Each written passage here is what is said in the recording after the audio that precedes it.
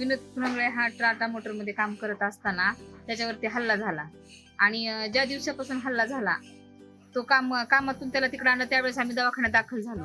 त्यावेळेस त्याला खूप हाणमार झाली होती आणि पोलिसही कंप्लेंट घेत नव्हते. त्यावेळेस ज्यावेळेस कंप्लेंट झाली त्यावेळेस त्याच्या कामगारात सगळे कामगार लोक येत होते, जे त्याचे अध्यक्ष किंवा कामगार नेते सगळे त्याच्या कामात इतकी गर्दी होती की आम्ही नातेवाईक कोणी असं कोणी भेटत नव्हते. त्याच्या घरचे पण बाजूला होते, इतकी त्या लोकांची गर्दी होती आणि त्याला सतत म्हणायचे की विनोद आम्ही आहे तुझ्या पाठीशी, आम्ही आहे तुझ्या पाठीशी असं बोलत होते ते.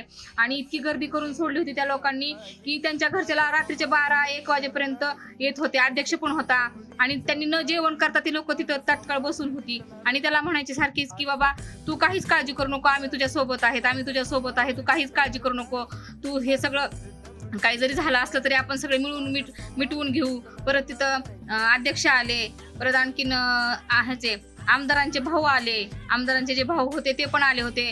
विनोद आम्ही आहे तुझ्या घरच्यांना सगळ्याला समजून सांगतो आम्ही, आणि आपण सगळं मी तिथं नव्हतो ह्या गोष्टी होताना, तुला मारताना पण आम्ही नव्हतो तिथं, आपण सगळे मिळून हे करून घेऊ असं पण ते लोक बोलले. आणि नंतर घरी त्याला आणताना ते लोक स्वतः मग हे कंपनीत काही घडलं नाही म्हणतात, मग हे लोक कशाला आई घालायला आली होती का त्याला घरी सोडायला?